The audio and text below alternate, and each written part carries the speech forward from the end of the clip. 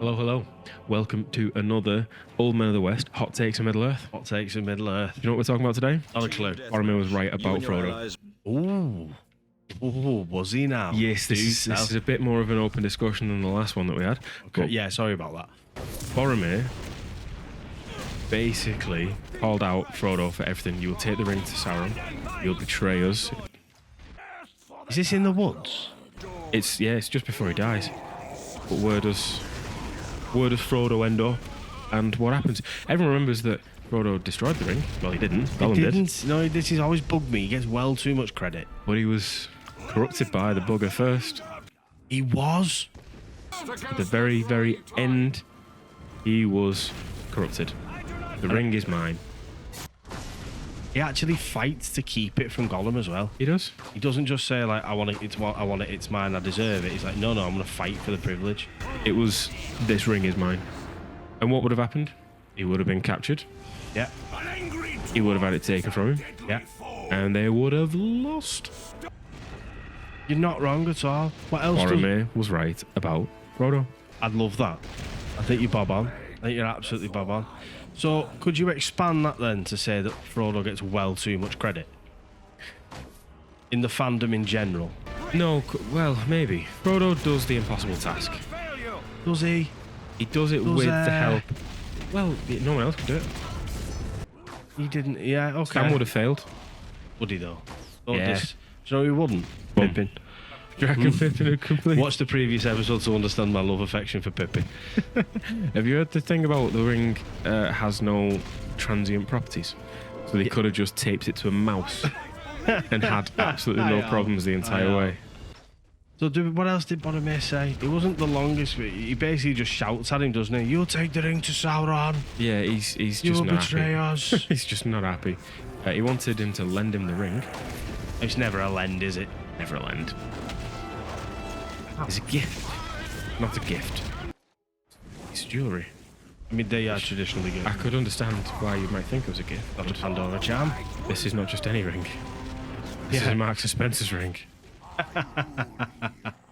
Are you shooting at me in the middle of the bloody nowhere? No, I'm getting absolutely hounded by an Aragorn that's ignoring everybody else's existence. Good. Do you... Okay, so... If Boromir was right... Yes. Boromir is an equally... Ow, that was you, wasn't it? No? I don't even know what character you are. Boromir is a very, very important character, but he is right about Frodo. Boromir is the reason that the hobbits know how to fight. He does, you see it a little bit. He teaches them everything that's worth knowing about warfare and the time that they're in and all that kind of shit. Which, do you think because of Boromir then? Because this could be another thing we look at next week. The Scouring of the Shire doesn't happen without Boromir. I think we absolutely don't get Merry and Pippin being as brave as they are without Boromir. I think he was an integral part of the story. Yeah, absolutely important part of their development as characters. Because he basically teaches them how to sword fight. We see a little bit of it, don't we? Yeah, does he teach... I don't know whether he teaches... That was miles away. But he certainly teaches in the basic of swordcraft. He does, and he also sacrifices himself for them too, so... This is true. So, yeah, so if it's because of if Boromir's bob on then, I don't think it's beyond the realms of possibility to suggest that because of that you could argue. Is Frodo a failure? Ooh. A big old F word. I think that could be... In what sense? I mean, maybe we do this on a separate video, but is Frodo a failure? Because if you look at any project, right?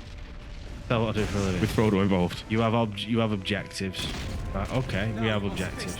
Yeah.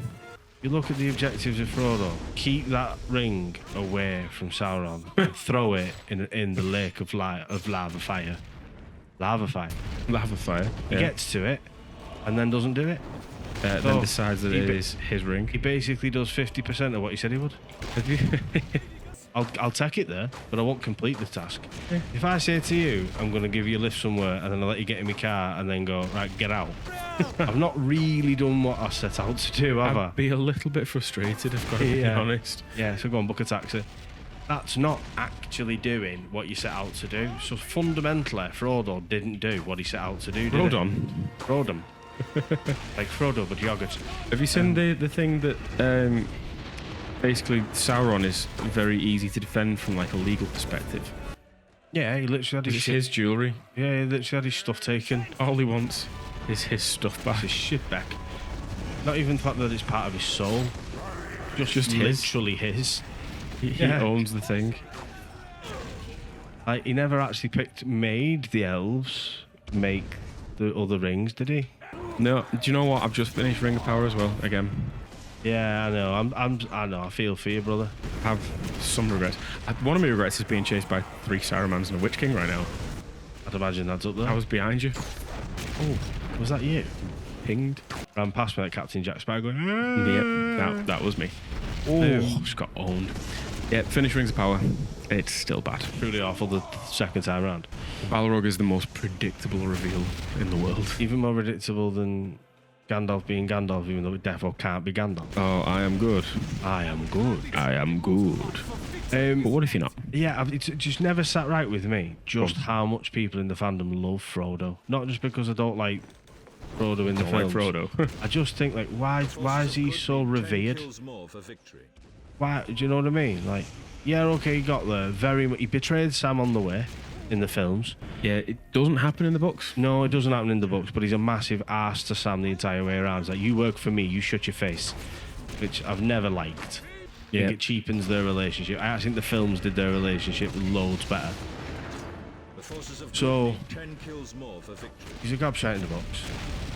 Yeah, okay, he carries the ring. I get that. It's a heavy burden, so yeah, fine. You volunteered, though. Come on, you know what you were getting yourself into. Do you know what I mean?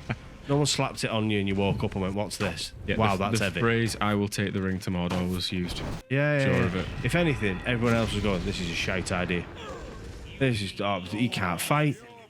He makes a letter opener look like a lance. Awful. It's my sword, Sting.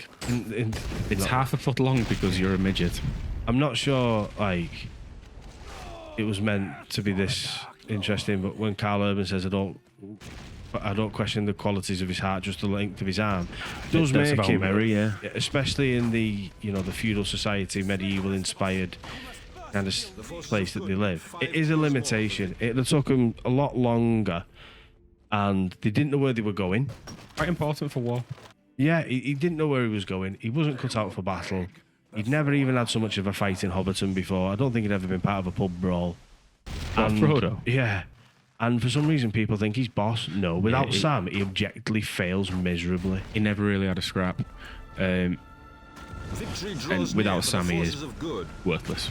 Absolutely useless. The forces of good have tried. Boom.